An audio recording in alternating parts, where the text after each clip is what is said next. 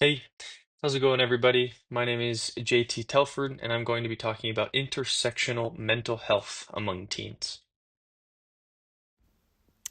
Here's a video I found talking about what is intersectionality. We've talked about it a little bit in this class, but this goes in a little more in depth into what it is and the discrimination and marginalization that can be found behind intersectionality.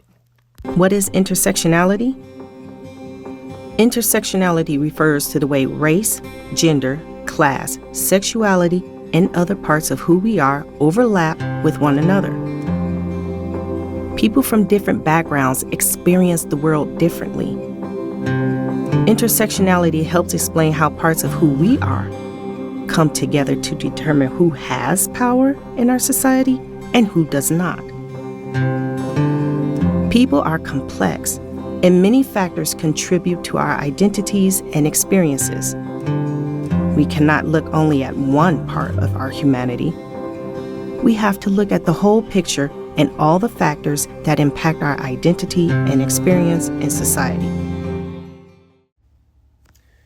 So now that we kind of know a little bit more about intersectionality and the systems that are in place, how does this apply to mental health?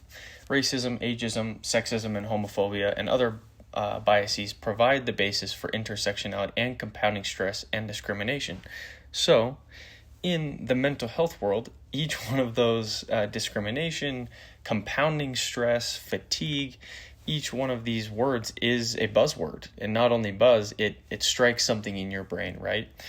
Ethnicity, gender, age, sexuality, disability, or ability, culture, class, religion, each one of these applies to a factor of mental health. And each one of these provides also a street in the intersectionality highway that can compound into where your mental health state is at. And obviously, with this week being talked about for adolescents and for teens, it's important to know how each of these intersections, so to speak, affect teens. As we know, adolescents are in some of the most crucial and scrutinized points in their development as humans. Their hormones and body changes are stressful enough, along with social and familial pressures to perform and to do well and to get off to college. Fatigue from intersectionality adds on to this for discriminated and marginalized populations thoroughly. Compounding stress and compounding discrimination can happen due to these intersections that we're kind of talking about. Marginalization and vulnerability are at the heart of intersectional stress and fatigue. Those dealing with lots of intersectionality risk poorer mental health because of the compounding nature of their stressful environments and lives. I think about, for example, a teen who identifies as a black transgender girl, for example, will experience racism, they'll experience sexism, they'll experience transphobia simultaneously. So imagine the amount of stress of, I have to take the ACT, and also I know that I'm going to sit next to somebody or I have the chance to sit next to somebody in the ACT or in this exam that has been bullying me or does not like me, or then you are thinking about what this person is doing in this test, or microaggressions that they have committed against you, whatnot, all these things, right? And not focused on the test. This is another term coined by scholars like Kimberly Crenshaw, that's called racial fatigue or gender fatigue or age fatigue. Each one of these kind of applies to the small microaggression interactions that add up to poor mental health. Unique stressors and experiences.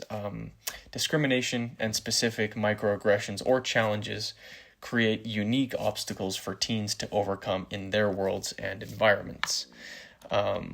The type of discrimination and microaggressions can often be subtle for people from marginalized and discriminated against communities. This can come in many different forms of intersecting identities, especially for teens trying to figure out their voice and their identity, maybe not wanting to identify with the community that they come from or they feel like they're a part of because of the fear and the stress weighing on them. To be a proud member or an active or a outspoken member of these communities, it can be hard to want to say exactly who you are and where you come from out of fear or out of stress that it can bring you with all the other things you have on your plate, right?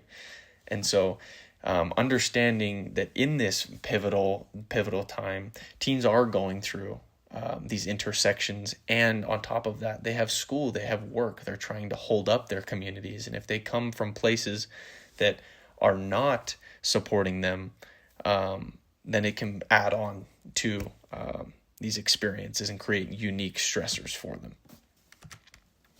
There are also a lot of barriers to mental health care for teens coming from places of diverse intersectionality. Systemic bias and stigma varies across culture and community.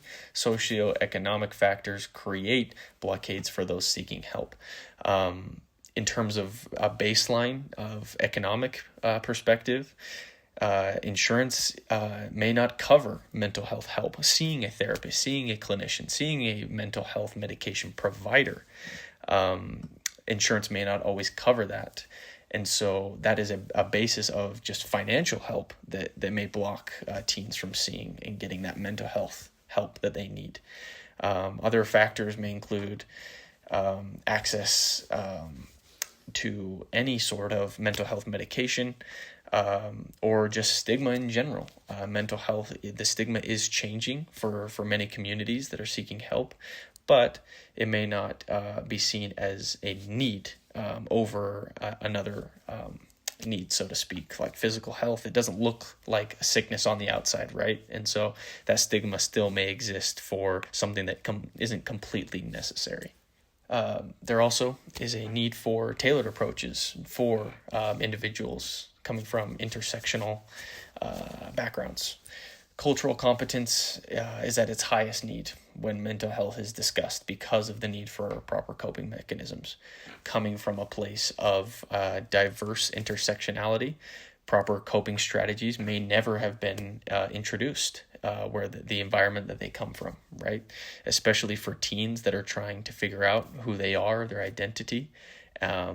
Negative coping strategies may have been introduced very early, or the positive coping strategies may never have been in their mind at all. And just having a tailored approach for where they come from and a empathy for that is also needed as well. And so that can create a barrier of entry, or for therapists, clinicians, providers that have diverse backgrounds in intersectionality, it may create a stronger bond there as well. There are a lot of negatives that we've talked about, but intersectionality also applies to resilience and protective factors as well. Intersectionality has a nature to be compounding for good as well. Coming from so many communities and intersecting identities, teens can find solace in many different places and forms. And a lot of times teens look to mentors, they look to examples for identifiers and to build their own identities. And coming from communities that have diverse backgrounds, these intersectional communities can create amazing role models for these teens to grow up and to have positive mental health examples as well. Here are the links that I provided, some of my accesses, or some of my sources that I used. Obviously, I extremely recommend to look into Kimberly Crenshaw's TED Talk about intersectionality, and also the LGBTQ community's effect on the mental health community. And yeah, thank you so much.